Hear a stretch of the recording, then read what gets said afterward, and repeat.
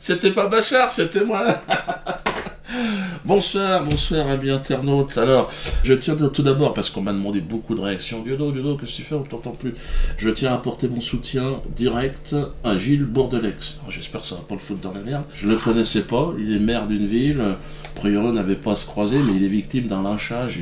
Il n'y a pas eu d'excuses, il n'y a pas eu un mot de regret. C'est un dérapage manifestement contrôlé et qui n'est pas remis en cause. On en tire une conclusion politique à l'UDI, c'est que celui qui tient ses propos ne partage pas nos valeurs et n'a rien à faire dans notre parti. Je ne sais pas si vous imaginez la référence qui est donnée par ce député. Ces propos sont tout à fait inacceptables et ils sont même incompréhensibles venant d'un élu de la République.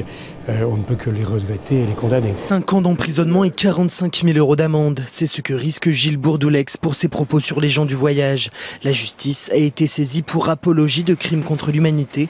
Pour Jean-Marc Ayrault, ils sont indignes d'un élu de la République et sanctionnables par la loi. De leur côté, la Ligue des droits de l'homme et l'Association nationale des gens du voyage catholique prévoient de porter plainte contre l'élu. C'est l'enregistrement du journaliste du Courrier de l'Ouest qui va peser lourd. Le maire de Cholet estime qu'il s'agit d'un montage. Faux, rétorque le journal, qui a décidé de porter plainte pour diffamation et injure, Gilles Bourdelex ayant traité le journaliste de petit merdeux, à qui il donnera une paire de baffes. Et je rappelle aussi qu'il s'agit d'un journal, le Courrier de l'Ouest, qui vient de perdre 2 procès contre moi et qui est en train de vouloir me faire la peau. Ça dure depuis des semaines, depuis des mois. Et là, on est exactement dans une manipulation, dans un montage. SOS Racisme, la Ligue des droits de l'homme, l'Association nationale des gens du voyage catholique ont annoncé qu'ils porteraient plainte contre Gilles Bourdelex, également pour apologie de crimes contre l'humanité. Ils sont tous jetés sur lui, Valls, ils veulent le pendre. Le mec, il sera en place publique, il le caillasse. Donc, je me suis intéressé à son histoire. Alors, apparemment, ce qui s'est passé, c'est qu'il était face à des gens qui faisaient un salut nazi. Et lui, il va répondre, comme quoi Hitler n'en a peut-être pas tué assez. Oh bon. Alors, évidemment, la chute n'est pas terrible, mais bon, il paraît évident qu'il répondait aux gens qui étaient en face de lui. D'autant que ce sont des propos tenus en off. Normalement, le journaliste, il avait dit, non, c'est bon, je répéterai pas. Ouais. Puis il a enregistré, mais bon, évidemment, il n'a pas parlé du contexte, et puis alors, le 2 poids 2 mesures, qu'est-ce qu'on reproche à cet homme? Vous vous souvenez de Patrick Timsit, ce qu'il a raconté? Et lui, c'était pas en off, Vous allez me dire, Diodo, t'es focalisé sur Fifou. Souvenez-vous ce qu'il a dit. Hitler était un génie. Devant 2000 personnes. Hitler était un génie. Hitler a du génie? Putain, ça veut dire quoi, ça, Hitler a du génie? Pourquoi Bourdelex, tout le monde veut le lyncher? Patrick Timsit, il le dit à la télé. Hitler a du génie, ça gêne personne. Merde.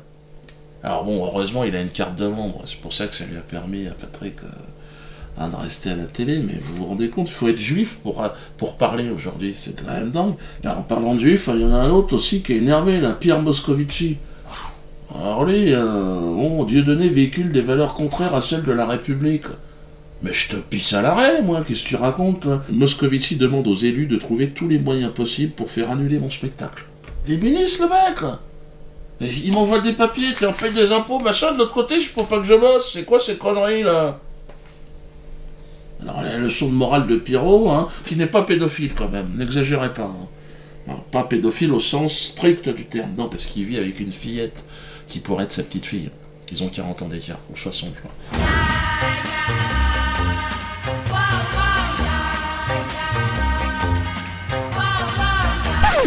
C'est sûr, c'est particulier, mais bon, comme dirait la police, il l'a emmanché dans les clous. Tu sais, l'expression, bon, c'est pas très élégant, mais... Et puis c'est un Strauss-Kahnien, donc rapport à la jante féminine, évidemment, il y a un côté un peu brutal.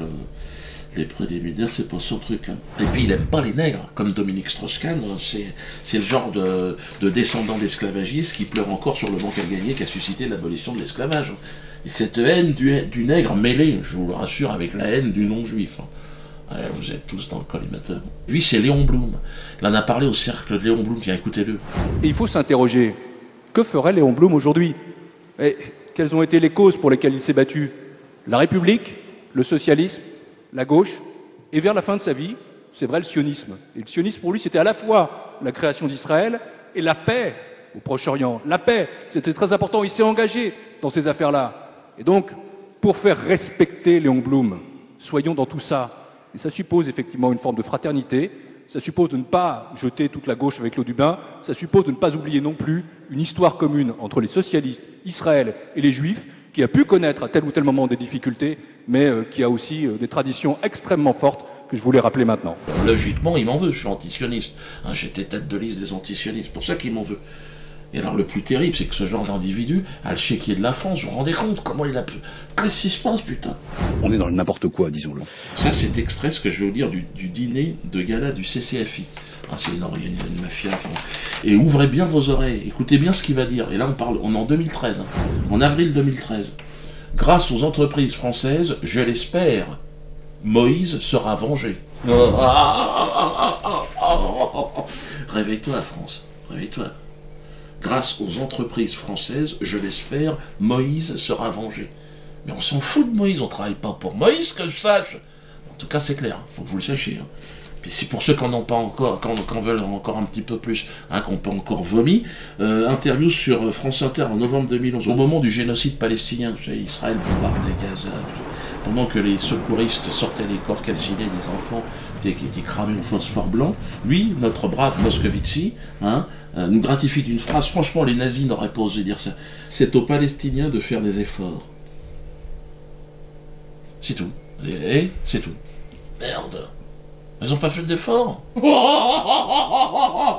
Tout en rappelant, bien sûr, dans un numéro de pleurniche obscène, que son père a été déporté, certainement dans les années 60. Pour ceux qui ont du mal à croire toutes les conneries de Moscovici, il faut savoir aussi qu'en plus c'est un menteur. Un menteur qui, dans l'affaire Cahuzac, là, en ce moment, il y a une commission d'enquête, ils ont menti. Ils mentent n'importe quoi. Franchement, ouais, ils sont en train de piller ce pays. Je n'ai pas, monsieur le député, je n'ai jamais eu de compte à l'étranger. Je dément, en bloc et en détail. Je n'ai pas, je n'ai jamais eu de compte en Suisse. En bloc et en détail. Je plains Pierre Moscovici qui, lui, connaît la vérité, mais qui, au nom du secret fiscal, ne peut la dire. On va nous dire que M. Moscovici ne savait rien, ni le Premier ministre, ni le Président de la République, ni personne. En bloc et en détail. La commission cherche notamment à éclaircir un point sur lequel Pierre Moscovici et Jérôme Cahuzac ne livrent pas la même version. Le 16 janvier, le ministre du Budget et son supérieur de Bercy auraient tenu une conversation en présence de François Hollande. Les réunions dans ce bureau sont suffisamment rares pour que l'on s'en souvienne, et que par ailleurs, je n'ai pas non plus de souvenir de l'échange décrit par Pierre Moscovici à l'issue du Conseil des ministres. Comment se fait-il qu'entre le 16 janvier et maintenant, vous ayez perdu complètement la mémoire de cette réunion informelle, nous a dit Pierre Moscovici?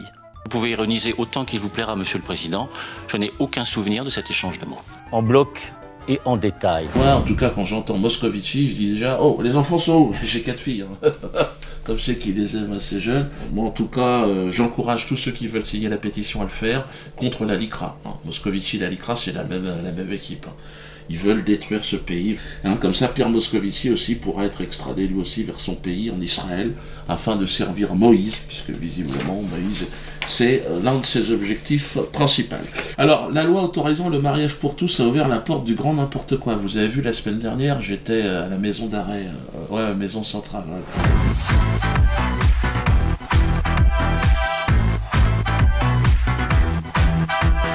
Mais bon, nous, saltimbanques, nous ne sommes pas là pour juger une loi en vigueur. Hein. À présent, place au spectacle, place aux professionnels, place à la rigolade.